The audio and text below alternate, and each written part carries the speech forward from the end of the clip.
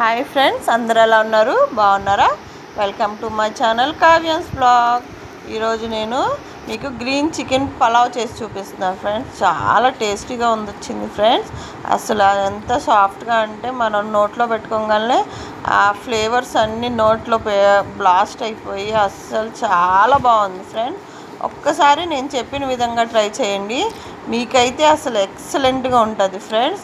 మనకి ఎంత తిన్నా వెగిటేయదు, మన స్టమక్ అనేది హెవీగా అనిపించదు ఫ్రెండ్స్.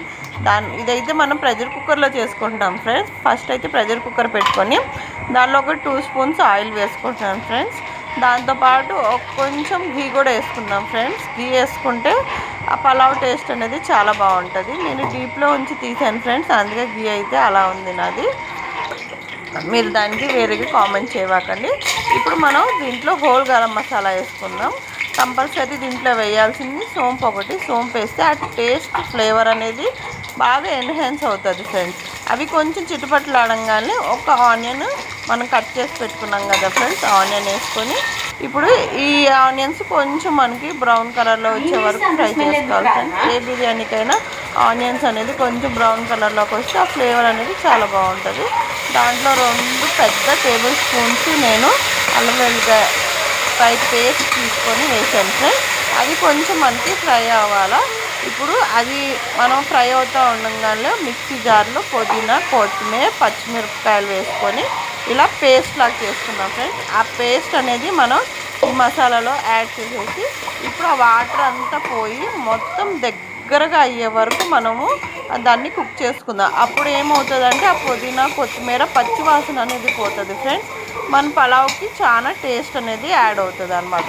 ఇప్పుడు దీంట్లోకి ఆల్రెడీ నేను చికెన్ అనేది కడిగి పెట్టుకున్నాను ఫ్రెండ్స్. కడిగి కొంచెంసేపు వాటర్లో సాల్ట్ వేసి నానబెట్టుకున్నాను. ఆ చికెన్ అనేది యాడ్ చేసుకొని దాంట్లో కొంచెం సాల్ట్ వేసుకొని రాళ్ళు ఉప్పు వేసుకొని చక్కగా కలుపుకొని మనకి చికెన్లో నుంచి ఆ పుదీనా, కొత్తిమీర ఫ్లేవర్ ఆ వాటర్తో మొత్తం బయటకు వచ్చే వరకు కుక్ చేసుకోవాలి ఫ్రెండ్స్. దాంట్లో ఒక పెద్ద స్పూన్ నేను గరం మసాలా వేసుకున్నాను. అలాగే దీంట్లో నేను కొబ్బరి పాలు వేసుకున్నాను ఫ్రెండ్స్. మనమైతే ఏ గ్లాస్తో అయితే రైస్ తీసుకుంటామో 1.5 గ్లాసు వాటర్ తీసుకొని కొబ్బరి పాలు తీసుకున్నాను ఫ్రెండ్స్. ఆ కొబ్బరి పాలే నేను దీంట్లో యాడ్ చేసుకున్నాను. ఇప్పుడు ఆల్రెడీ మనం రైస్ అనేది నానబెట్టుకున్నాం కదా ఫ్రెండ్స్, ఆ రైస్ కూడా యాడ్ చేసేసుకొని చక్కగా కలుపుకొని ఉప్పు చూసుకొని ఒక్కసారి మనకు ఉప్పు చాలకపోతే ఉప్పు యాడ్ చేసుకుందాం. కొబ్బరి పాలు చాలకపోతే మనం ఎక్స్ట్రాగా వాటర్ కూడా యాడ్ చేసుకోవచ్చు ఫ్రెండ్స్. టేస్ట్ అనేది ఎక్సలెంట్గా వస్తుంది ఫ్రెండ్స్. 2 విజిల్ పెడితే మన బిర్యానీ అనేది రెడీ అయిపోతుంది. చూడండి, నాదైతే పలావ్ రెడీ అయిపోయింది. చూడండి ఎంత పొడి పొడిలాడుతూ వచ్చిందో ఫ్రెండ్స్. చాలా టేస్టీగా ఉంది ఫ్రెండ్స్. అసలు ఎంత బాగుందంటే అంత బాగుంది. మీరు ఖచ్చితంగా ఒకసారి ట్రై చేసి నాకు కామెంట్ సెక్షన్లో ఎలా వచ్చిందని కామెంట్ చేయండి ఫ్రెండ్స్. మన పీస్ చూసారా ఫ్రెండ్స్, ఎంత మంచిగా కుక్ అయిపోయిందో.